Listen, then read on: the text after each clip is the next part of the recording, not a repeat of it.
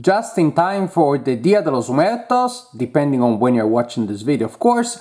Today I'm gonna tell you about Ofrenda, a game about creating a colorful altar for your dead relatives. And it's a place where you can honor them, where the ghosts can hang out together in a nice, cozy, comfortable, and especially well-lit environment. The game is multiplayer solo, so unsurprisingly, it can also be played solo, and that's how I played it. Each player is gonna have a board, just like this one, representing the altar that we're going to fill up with these cards that are double-sided. The one is the unlit side. It tells you the symbol, and the color/shape that card is bringing to the altar, and also the requirement that you need to meet in order to lit that portrait. So for example, this card, if I add it to my altar, will bring a glass of water and also a blue circle, and if I place it next to at least two green pointy shapes like this one, then I can lit it. This one will bring a skull and the pointy shape and does not want to be next to these two colors/shapes. Incidentally, that means that this, oh, look at that. This would be an interesting, it could be, how lucky is that? This could be an interesting combo. You may also play with goals, that is in so many other games. Players completing certain goals will get to score extra points. But I haven't played with that because it just, I guess I could in solo, it just seems less exciting. You start with a hand of 3 cards, then you also have you start with 3 marigold represented by these tokens here. And there is a space where you can place up to 3 candles that you're preparing to place onto your altar. Then you have a shared board there, which is where we're gonna place the cards that are available for collection. So you start the game with 3 cards in hand and with the unlit side facing you, and when you play them facing up. And then there you have more cards. Now, during your turn, you will start by acquiring a card, and you can always acquire the card that is the leftmost of the offer for free. So I can just take this card. Hooray! If you want to take more, then if you want to go toward the right side, then you need to spend a marigold for each card that you're skipping, precisely like in Century or Canvas. So there's a mechanic that we've seen, that we know of. That's jumping all the way there at the beginning seems pretty dangerous, so I'm gonna do like that instead. And when you're taking a card, if there are marigolds on the card that you're taking, then you collect them again, same style as those other games. You see those are the tokens up there, those are candles, and the candle tokens, they have a lit side that simply shows that you were able to light that candle, and then a requirement. For example, if I take this token to be able to lit the candle, I need to have at least 2 of each of these shapes here anywhere on my ofrenda, doesn't matter where they are. As opposed to the requirements for the portraits, they need to be adjacent. And so if I decide, after I take a card, I can also decide to take a candle. If I take the candle right in front of right on top of the card that I just took, it is for free. If I decide to take any other candle, then I need to put a marigold under the candle itself, on the card, under the candle, wherever. It doesn't matter where that is. After all is said and done, you shift down to the left all components, and then you refill the rightmost open spaces. So that's how you collect components. So each turn you must take a new card, and if you don't have any marigolds or you don't want to spend any, you'll take that one. And you may also take the candle on top of that card. with the limit that you can only have up to 3 candles in your supply. If you're already in your storage area, if you're already at 3, then you can't take any more. You need to start placing them, right? So after you take a card, it is time to place a card. That's the core of the game. Take a card, place a card, and the game will last exactly 12 turns. Now, when you instead of placing a card, you can also discard one. Discard a card, and in exchange for 3 marigolds. That simply means that there will be an open slot at the end of the game in your Ofrenda, which looks kind of like not super nice, because you're gonna play 12 turns. When you place a card, I'm already trying to figure out if I can do something clever. All right. You can place it in any open slot in your Ofrenda. If you place it on the symbol of the marigold, you collect a marigold. If you place it on that symbol, you gotta spend a marigold, which may also mean that you may be unable to place a card if you don't have the necessary number of marigolds, and so then you discard and collect marigolds instead. I decide, for example, to place it there, so I collect a marigold, and for now, nothing else happens. Then I take another turn, I collect a card. Look at me, I collected a card and even a marigold. And then it's my turn to place again, and I decide to place one like that. Oh, I also collected a candle at some point. Continuing, I collect another card, and I place another card. Here's time for me to place. Boom. What am I trying to do or explain here? Each slot that you see here is adjacent to between 2 and 6 other slots. For example, this one is adjacent to only 2. This one is adjacent to 6. I think that's pretty simple. This one will be adjacent to, you said it, 4. Once, by placing a card, there is any card, including itself, that is completely surrounded, has no open adjacent slots anymore, then we check to see if we were able to complete its requirement.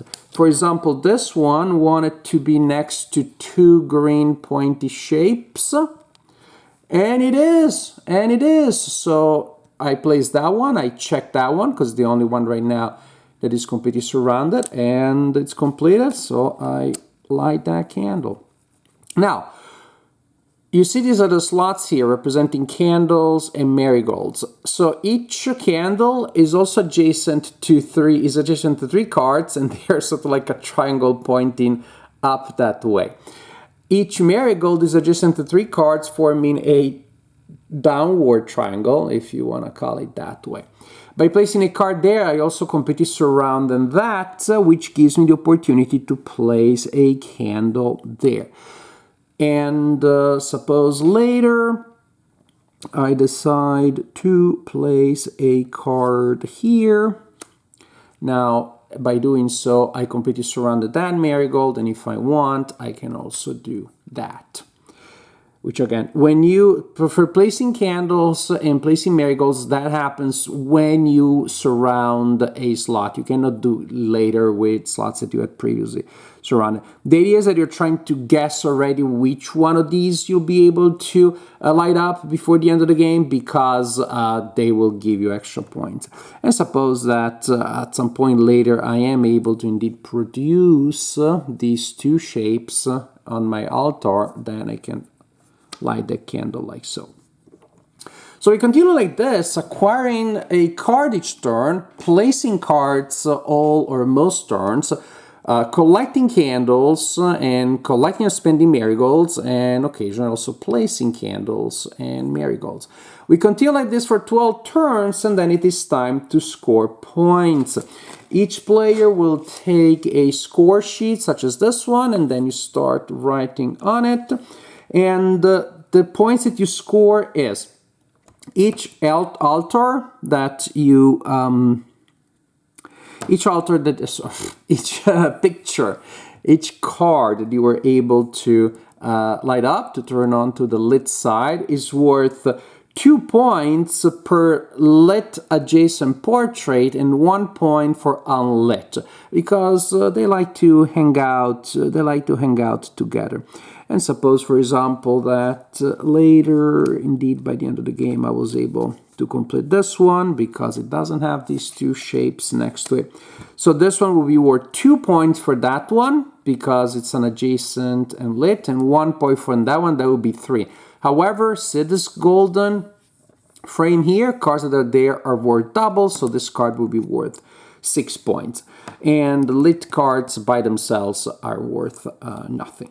This card here is lit, and it will be worth 1, 2, 3, 4, 5 points because adjacent to 3 unlit and 1 that is lit.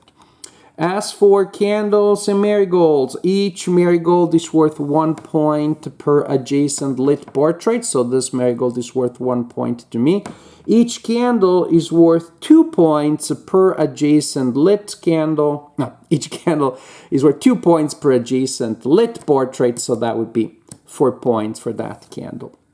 And at the end of the game, your scoring pad, your scoring sheet may look kind of like this, which is from a natural game that I played, and the highest score I've been able to achieve so far.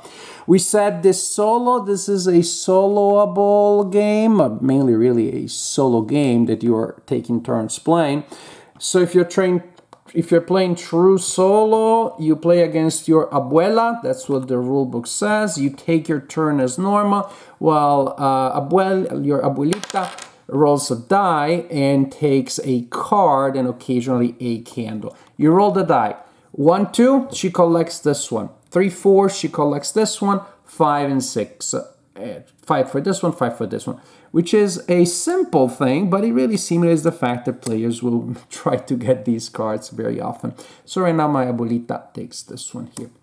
If you roll a 5 or a 6, she also takes a candle using the same method, rolling a second time. 1, 2, 3, 4, 5, 6. And this is how you play Ofrenda. Ofrenda is a fun solo game, although I wasn't sure of it at the beginning. I want my games to present me with challenges. You know, it's in gaming, not in real life, that not being able to do everything that you want is actually a good thing because it creates those dilemmas, those interesting decisions. And so I want that balance. I want a certain pushback from the design. Which the design does, and at the beginning again I thought maybe that's too much of a good thing. The first time or two that I played, I felt that what I couldn't do, the frustration from all the things I was trying to do and I was not achieving, was overwhelming me a little bit. And then I started figuring out some things about the strategy. Oh, some cards are better in certain parts of the altar rather than others. Certain objectives are more likely to be achieved in certain sections rather than others. But there is an interesting twist there because, of course, the central areas that are adjacent to more portraits will score you more points if you can score them at all. So nice little dilemma there. But again, at the beginning was like, if I place this card, I can't place the candle, or I don't get to complete the candle, and I'm ruining 2 other portraits, and I'm not doing this, I'm not doing that. That not being able to do was taking over the experience. And then starting maybe from the third game, I was like, okay, I'm starting to see the synergies, and it really reached that nice place where it's a nice, interesting, challenging puzzle in which you will never be able to do everything. The fact that every card requires so many things, and you also want to get the candles, and you also want, of course, to be able to take certain cards. And if you take a certain card, then you may be stuck with other cards later because you don't have the marigolds. You will not be able to do everything, but it becomes a nice, interesting challenge with satisfaction that emerges when you start doing better. If you play against Abuela, then there is a fixed scale, a ranking system. You simply see how many points you have, and you see how well you did. Again, in my best performance, I was at the highest rank, at the highest possible score of the second rank from the bottom. So I know it's tough, it's challenging to do well. The art is very nice, the components are very nice, excellent production as we have come to expect from Osprey Games. And the game is a solo game. 100%. And so you can play multiplayer, which means you're taking turns playing your solo game. It's not even one of those games where maybe, well, by removing a certain component, I'm indirectly affecting the next player because you're struggling to figure out all that's going on your altar. I can't imagine that you're also looking at what the other player has there. And you're gonna find a way to take a card that benefits you as much as it bothers the next person. It's a solo game, and that's the way that it is. And playing it solo as I did, it took me about 20 minutes. I would say a game would last about 20 minutes with a couple of extra minutes at the end for scoring, which really makes for a great quick game to play, before dinner or at the end of the day, because setup is super quick. Take out the cards, shuffle them, put them out, take out a board, take out the candles and the marigolds. It's like really a couple of minutes. You play in 20 minutes, score it, put it away. Even makes for a travel game. May not be obvious when you look at the big box, but with a single board and then just the cards and the tokens, you can travel very well. I don't know that I will feel like playing it with other players, again, because the nature of true, complete solo that you have here. Then with 4 players, I'll be playing for 80 minutes or more, because I think it's gonna take me longer if I'm waiting for during the downtime. I think I'll forget what I was planning to do, so it's gonna take me longer. So I don't know that I want to do that. Spend 80, 100 minutes to play 20 minutes or so of that. I'm afraid that the downtime is going to be too long. Maybe I'll try with 2 players, just, if I want to show it to somebody. But as a solo game, it is a really nice, simple from the point of view of the rules, challenging, definitely challenging from the point of view of trying to execute everything that seems possible. Trying to do well is definitely not easy. And this is my assessment of Ofrenda.